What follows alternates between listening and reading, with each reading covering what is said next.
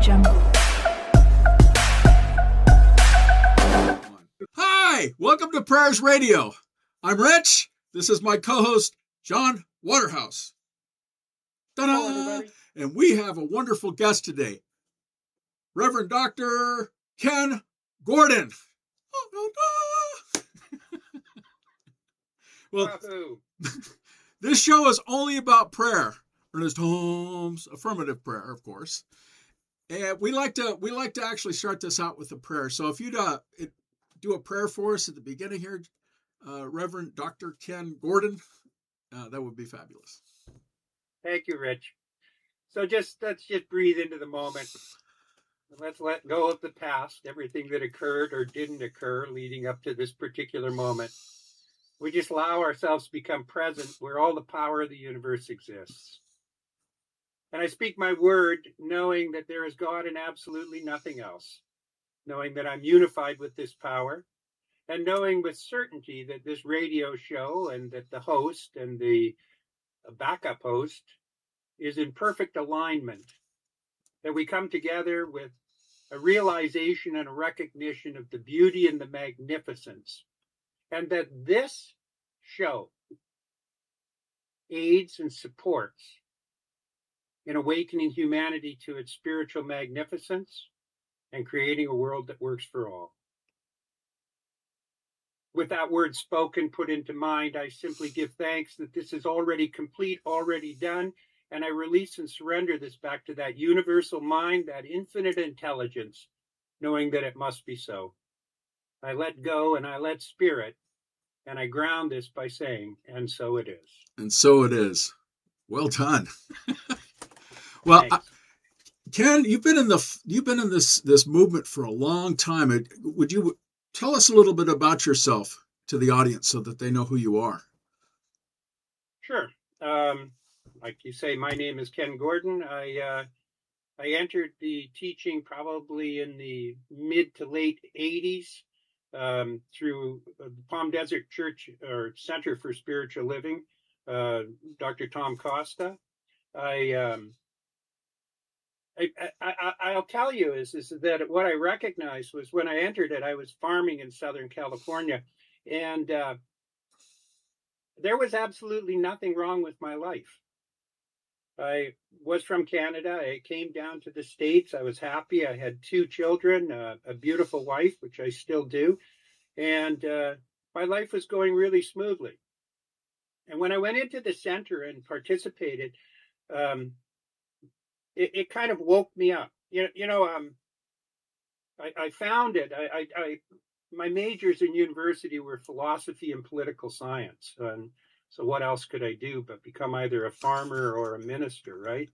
So I just kind of discovered something in it that transformed. And I remember when I left the Palm Desert Church, I wrote Dr. Costa a letter. And in it, I said, this has been the most marvelous experience I've had for the last 8 years, recognizing and realizing the transformational power of prayer and the transformational power of this teaching. And I said, and in that time, I'd seen people healed of physical illness, of prosperity issues, of creative issues, of love relationship issues. And I didn't have any of those problems when I went in. And in the letter, what I said was, despite the fact that I've seen all these miraculous things occur and happen, the greatest transformation that I can possibly imagine came to me. Because there was an awakening within me that really led me to a calling. And from there, I just went on, and my wife and I and our kids, we moved to Kelowna, British Columbia, which is where I was born and raised. And we opened a center there, a community. We started a community, and that was in 1993. 1999, I joined the board of directors of Religious Science International at the time. And about 2000, I became a vice president. 2007, I became the president of Religious Science International. And then we integrated with the United Centers for Spiritual Living. And in 2012, we came together and I became the spiritual leader of the overall movement, which I was very proud of because the last person who had that job was Ernest Holmes. So it kind of made me feel good about the whole thing. And I was the spiritual leader of Centers for Spiritual Living for 8 years. And Dr. John, as a matter of fact, was the president at that time. And we got along well. And I think we did great work between about 2007 and 2020, when I finally retired and stepped down. I timed out and came back to Kelowna, and the rest is history. That's me in a nutshell. Wow. I can verify all of that information. I'll second that. Well, I'm just in awe with the things that you've told us. I mean, how does prayer show up in your life besides that? I mean, you said that you don't have any issues and stuff, but I'm sure you've used prayer to manifest things in your life, or to make things happen the way you want it to, or just to have a better life. What is it? How does that show up in your life besides that? I mean, it sounds like you have a fabulous life. I do, but boy, it's a misnomer to think I didn't have issues. I just didn't have the issues that I spoke about. I was healthy. I was in love. Had a loving relationship. Everything worked really well. What I found about scientific prayer, spiritual mind treatment is what we called it. Affirmative prayer, sometimes it's referred to.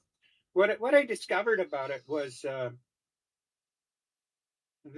it was more than just sitting down and praying because you needed something.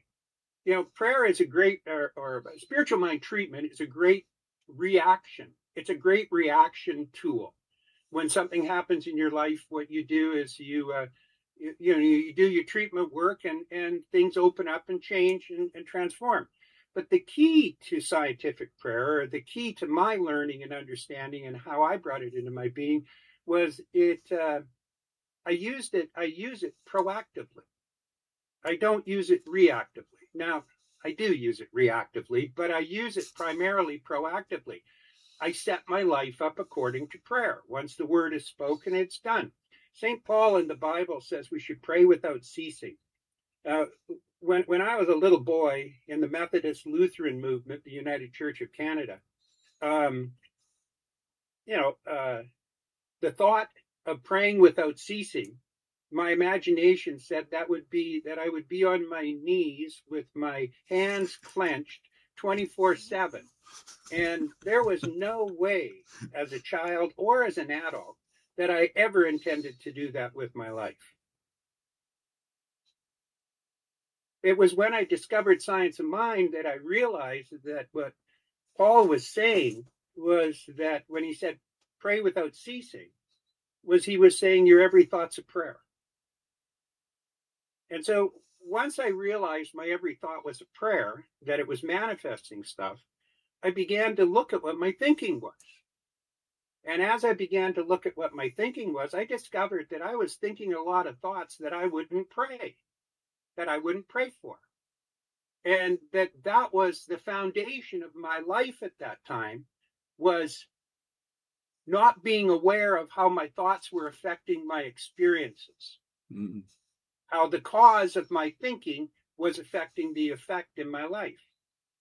And so once I stumbled upon that, I began to realize, hey, if I can manifest a new car using prayer, why can't I manifest a new life? And so what I began to do is I began to really set my mind to work to things that I wanted to happen, as opposed to things that were happening, and then reacting to it and making my life about that. Am I making sense to you? Absolutely. So I use scientific prayer, spiritual mind treatment every day of my life.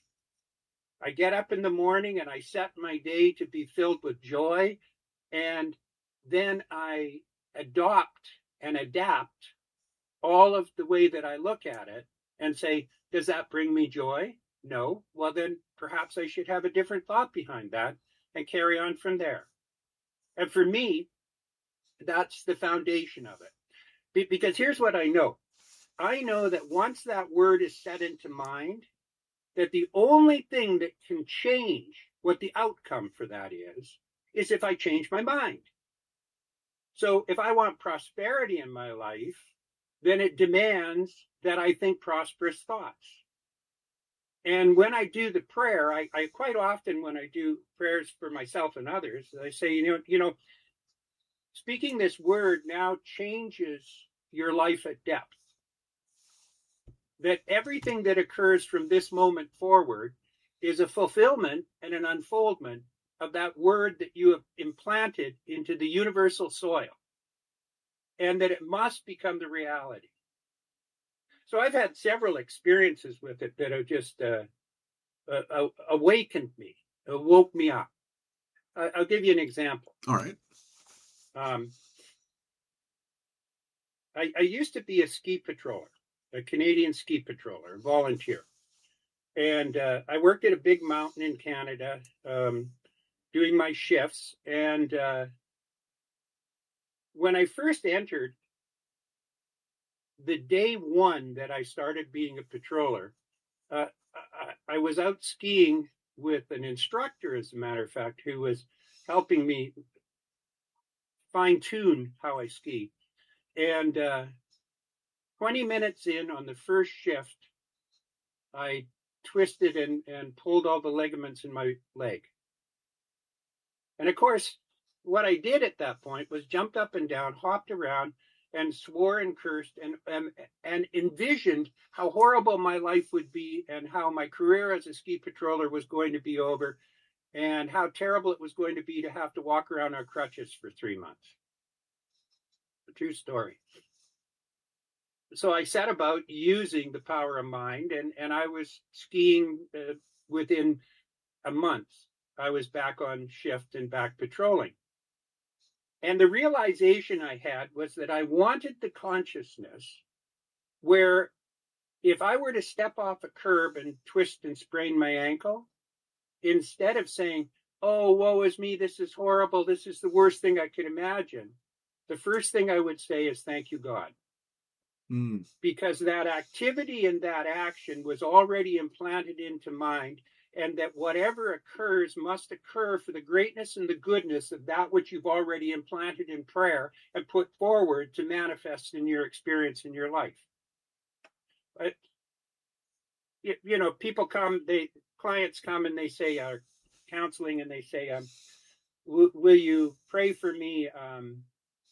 I'm thinking of changing my job. I'm really not happy with what I'm doing. So you set the prayer, and the next day they phone you up and say they were fired from their job. And instead of saying, oh, that's too bad, wahoo, that showed up just in perfect time for you to move forward to get an experience that fills you with fulfillment, joy, and productivity. Mm-hmm. So how does it work in my life? I use it proactively. I utilize it daily. I pick my thoughts with great care. Dr. Tom used to say, people go to the grocery store and they pick their vegetables with greater care than they pick their thoughts. And my intention was to start picking my thoughts with greater attention and intention. And after almost 40 years in this study, I'm certainly not there, but I'm getting way better than I used to be. Is that not true, Dr. John? Oh, absolutely. The evolution of this never ends. There's always some nuance that shows itself and helps us along the way. Exactly. And if it didn't, you'd end up with cosmic consciousness. And we know what in the Bhagavad Gita, what Arun felt and experienced when he was given cosmic consciousness. He begged to be let back out again. And the reality is because our consciousness, our potential of our consciousness is infinite. Yes. Infinite. Raising the dead is not a miracle. It's an ordinary. It's infinite. But we do not have the consciousness to encompass it. So like Holmes says, it's all lays before us. It depends on how much we can accept and how much we can bring into our lives. So for me, this period in my life, in the life of the eternal life of whatever I happen to be, is to just keep growing it and expanding it and expanding it and expanding it, and not being concerned about becoming spiritual or becoming the avatar or anything else. Just be concerned on how I can develop and grow that. That's the awakening. That's the awakening. Yeah. You've covered, I'll tell you, you've covered like 5 of the questions that we have. For our folks at home, we actually send these questions out beforehand, and he's covered tangible prayer, grounded prayer. How do you prep your day? How do you adjust your day? Because that was the leg thing with the jumping around, going, heck with this. And by the way, that was impressive. 1 month versus 3. That's spirit in action. How can I ask a question here? Yeah, your turn. Sure. Go for it. Please. I'm curious, because of my own path, Dr. Kenn, how did your prayer practice change when you stepped away from senior leadership in CSL? Did it change at all? Oh, yeah, definitely. And how it changed was that, and the same thing, I retired from the center that we founded too. Right. What I discovered, and this is in no way smearing Science of Mind or the teaching, but what I discovered all the way through it was I didn't have to believe everything that somebody else told me in the teaching. And so when I stepped away from it, I no longer had to have a party line. And so what occurred for me was there was no dramatic, immediate, big change in it. I simply felt freer in the application of what I already knew. I gave a class once on Emerson, as a matter of fact, and it was a good class. There was lots of people there. And this woman said, I was talking about something Emerson had said, and she said, well, I don't believe that. And I said, neither do I. And she said, so why do you teach it? I said, I'm teaching Emerson. That's what Emerson believed. I don't expect you to believe it. I expect you to know what Emerson believed, because that's what the class is about. But when I teach Science of Mind, it's the same thing. That's what I was trained to do. I was a professional at it. I was very good at it. And I would teach Dr. Ernest Holmes. That's what I knew how to do. And that's what I got paid to do. Well, once in 2020, when I was no longer spiritual leader, I teach it according to Ken Gordon. And it's not better. It's not worse. It's just what I do, because that's what I know now. That answer your question, John? Absolutely. And what comes to mind with that is that I have always told my students that if they believe everything I say, they're not thinking. Yeah. And that's part of this is the thinking is what makes it real. The thinking is what it, yes. We could go off on a tangent on that. The thinking, thoughts are things. Yes. And every little innuendo on the thing creates an effect. And so if you're doing something that you don't wholeheartedly support, it creates a non-supportive effect. And so when you're doing something, throw your whole heart into it, or stop doing it and do something else. Right. I see, John, you and I have dealt with probably thousands of ministers in our lives because of what we did. And a lot of them would probably be excellent at something else because they believe in something else. So, if you want to be and I'm not knocking any books, any authors, anything about it. But if if you want to be an est workshop leader, then become an est workshop leader. Don't become a religious science minister, Right. because it's not the same. So, I had 4 or 5 graduating ministerial classes that we taught. And every one of them, I told them the same thing. The only reason to become a religious science minister is to teach the science of mind, which means to teach spiritual mind treatment, because that's the great gift that science of mind has brought to the world. And it is recognized everywhere. One of our founding teachers, basically the science of mind textbooks made up from 3 foundational people. Now we know Dr. Holmes was an avid reader and a student. Yep. So there's a ton of other stuff in there. But the 3 were: Emerson was inspiration, Quimby, Phineas Parker's Quimby was healing, and Thomas Troward was logic. And those are the 3 foundational bases of the science of mind textbook. Phineas Parker's Quimby was an incredible character. A clockmaker, watchmaker turned mesmerist, who discovered that he could treat for John and heal Richard. And so he became the father of New Thought, because he was the first one to identify in words that we were aware of that we must share a consciousness in order for that to be possible. There must be something that is behind it and connecting all of us. And we know Quimby was Mary Baker Eddy's teacher and Mary Baker Eddy's savior. And then he came into the New Thought movement, except he didn't. You know what he did? He founded the Pentecostal movement, or was one of the instrumental people there. As spiritual leader, I did a lot of work with the TFAM and Yvette Flunder and Carlton Pearson and people like that. And, I would go to their conferences, and they were blowout conferences. They were incredible. Michael Beckwith and I were sitting on a stage once, the first time I'd ever gone to one, with our robes on. And we walk up on the stage, and Beckwith turns and whispers to me, and he says, "Ken, I hope you went to the bathroom before you came up here." And I said, "Oh, why?" And like 4 hours later, we're still sitting on the stage. Yeah. But all of the people in the audience knew me. And do you know how?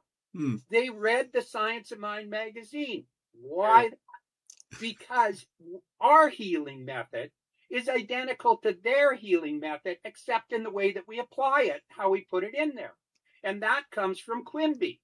Quimby recognizing and realizing that he could heal by transitioning the consciousness of a human being.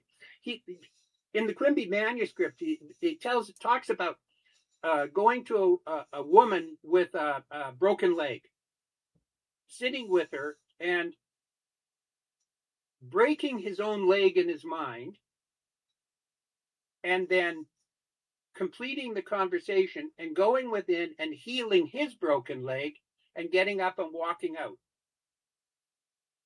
And so did the woman. Very nice. That is cool. That's how it works. It transcends any logic in understanding the physicality of life. What you're talking about, Ken, is really the basis that unlimited power that we hold to impress upon the law of spirit is absolutely so. We just don't recognize it as human beings most of the time. And you have to have the belief in it to actually use it. You have to have faith in it. You have to know what did we grow up with, John? This stuff works. If you believe it doesn't work, then it doesn't work. If you believe it does work, then it does work. And you're right either way. Yep. And you one of the greatest things I ever did in the early days was I decided and determined that I was going to give up cynicism.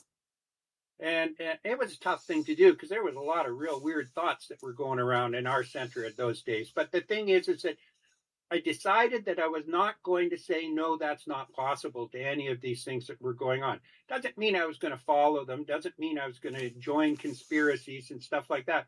What it meant, though, was that I was going to remove my cynical attitude towards life. Then I started to go to the Science of Mind 100 series, the first classes that are there. And without cynicism, when people said something, instead of saying, oh, that's not possible, I could say, oh, tell me more. I'm really interested to know.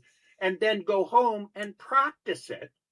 And as my teacher and most teachers say, you have to prove it for yourself. Then go home and prove it for myself, whether it works or whether it doesn't work. And when it does work, I applaud it. And what do you do when it doesn't work? I change my mind. I stop and look at it. Raymond Charles Barker taught us a couple of classes. I could go on for an hour about that, but we could do a follow-up show. He said that told us when I have a problem in my life, I go into my den and I close the door and I say, Barker, you need a bigger idea. Okay. And I took that, his den, as being, I go within my own being and my own self. And I say to myself, Ken, you need a bigger idea. And then my treatment work, my prayer work, to use your vernacular, is to open myself to pray. I believe in God and absolutely nothing else. I recognize and know that I'm unified with this power, and I speak my word right here and right now, knowing that everything I need to know to embody this idea, this greater idea, happens and occurs immediately right now. Accepting and expecting this to be so, I release it back into the universal mind and let it be my truth, and so it is. Then what happens, okay, is the universe keeps showing up with the greater idea, proving it to you every time you do it. That's through the removal of cynicism. The worst thing you can do at that moment is say, sure hope this works, because it's got to work. Well, it's got to work unless we block it. Unless we change our mind about it. And so that's the discipline. The discipline is to put something into mind and say, and now, wait, step off the curb, twist my ankle and say, thank you, God, because I did the work ahead of time, and know that goodness is going to come from it. We've also got that piece of people doing treatment the way they're taught to do it, but really not completely believing it, not having absolute faith in it, saying the words and thinking that will suffice. And then they go, oh, it doesn't work. And they resist it. But it was there all the time to have if they could have just had it. Yep. Richard's minister, Dr. Jim Terrell, one of the most brilliant teachers in our movement, without question, without hesitation. So I did a workshop with him, a small workshop with him once, and somebody asked him about prayer, about spiritual mind treatment, and they were whining, and how come it needs to have 5 steps? and Terrell said, it doesn't. He said, I teach 5 steps, he said, but the reason I teach 5 steps is the same reason why if I were to be teaching my daughter how to drive a car, I would sit with her and say, you put the clutch in now, you put the brake on, you turn, and you lay it all out. But think about it, okay? The purpose is not to know those 5 steps. The purpose is to become those 5 steps. Exactly. Because to get in a car right now, and drive to the store, I will wager you don't even realize you're driving. You're thinking about something else. It comes first nature, right? Right. And so what we want to do with spiritual mind treatment is we want to make it first nature, right, so that it happens constantly and consistently. So how would you, we're at the 3-minute mark, not the 5-minute mark. How would you explain this to somebody that's, what's your elevator speech for this? How would you explain this philosophy to somebody so they could get to that point? I know. Why would I do that? Well, they ask, what is Science of Mind? Why do you do this? What is so special about it? This is like an elevator speech. How would you explain this to somebody that just came up and asked you about it?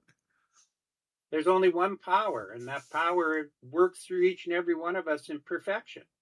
and that if we can change and desire something new in our life, what we can do is implant it and put it into our consciousness, and that consciousness will transform not only our experience, but the experience of life itself.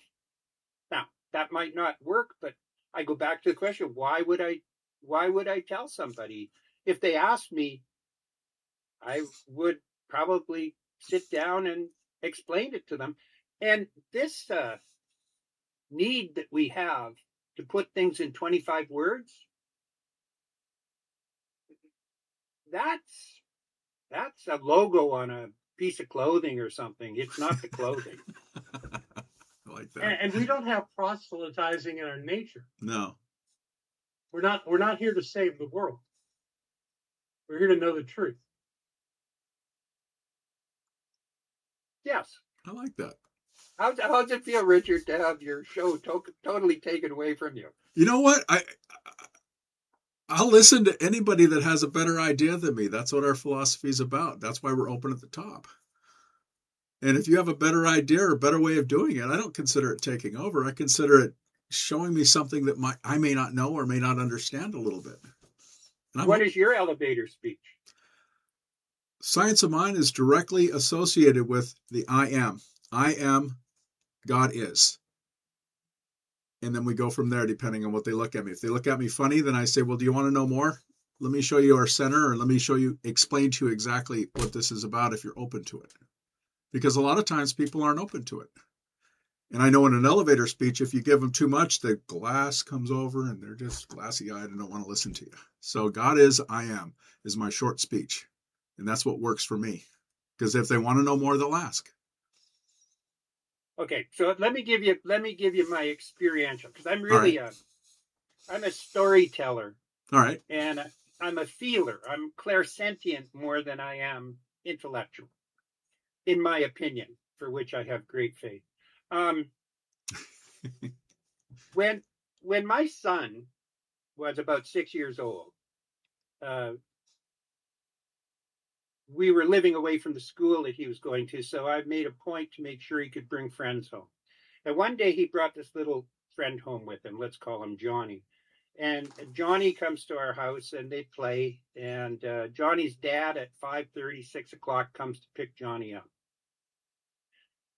He comes inside, and we lived in a split at that time. So there was a balcony up here, and you come in on the foyer down here.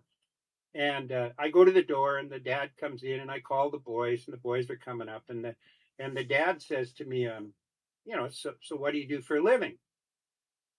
And I said, I'm a minister. And Deborah's on the rail up above, and she's like saying, don't tell him, don't tell him. And he said, oh, really? And like the glaze. Oh, really? What kind of minister? I said, I'm a religious science minister. He said, oh, a religious science minister. Oh, yeah. And it was like, come, Johnny, let's go home now. And they leave. So my son, Mac, goes to school, and Deb's sitting there saying, oh, they'll probably never talk to us again because, obviously they didn't like that or whatever. So he comes home, and Mackenzie comes home, and he walks inside the kitchen, and his mom's there, and, giving him a cookie or whatever you do. And I hear her, and I'm in my office working, and I hear her say to him, did you see Johnny today? And Mackenzie said, yes. He said, did Johnny say anything? Mackenzie said, yes. He said, well, did he say anything about meeting your dad last night? Max says, yeah, he did. Deb says, what did he say? Mackenzie says, he said that my dad was one of those people who think they're God. And you could hear Deb's heartbeat from where I was. And she said, and what did you say? He said, I told Johnny that my dad didn't think he was God. My dad thought his dad was God.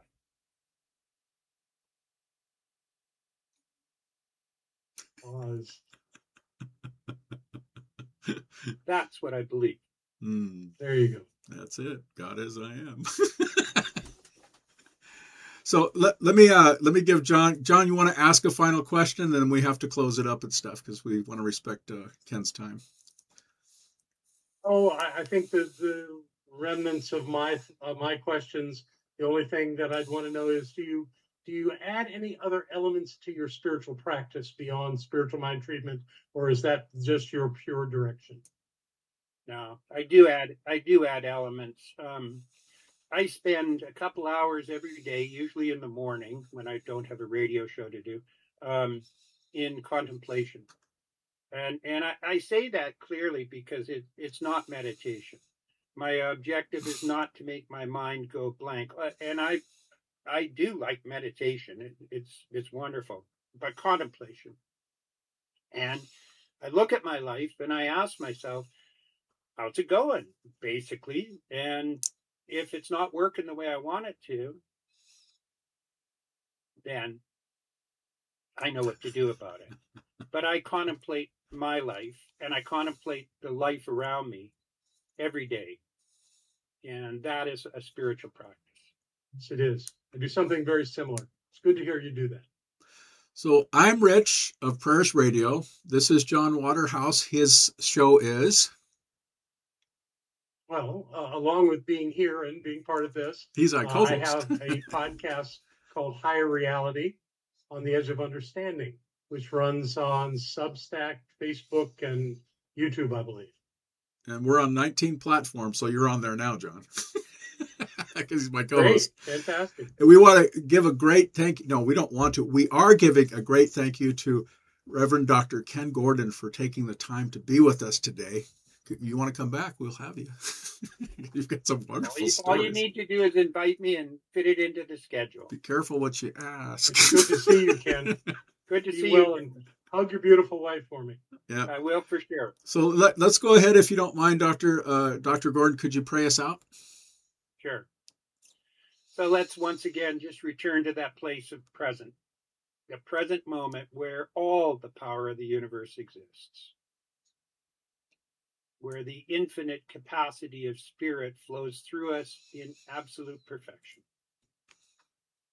Knowing this, I simply give thanks for this show that Richard Jarvis puts on, for Dr. John Waterhouse being present and being so gracious. I give thanks for the feeling of life that surges within me, for the opportunity to be able to share, the opportunity to be passionate, and the opportunity to be loved. Knowing this, I simply know that this must become the form and the experience of my life. So accepting and expecting this to be so, I release it and let it be my truth. And so it is. So it is. Your prayer is my prayer. Your prayer is my prayer. Your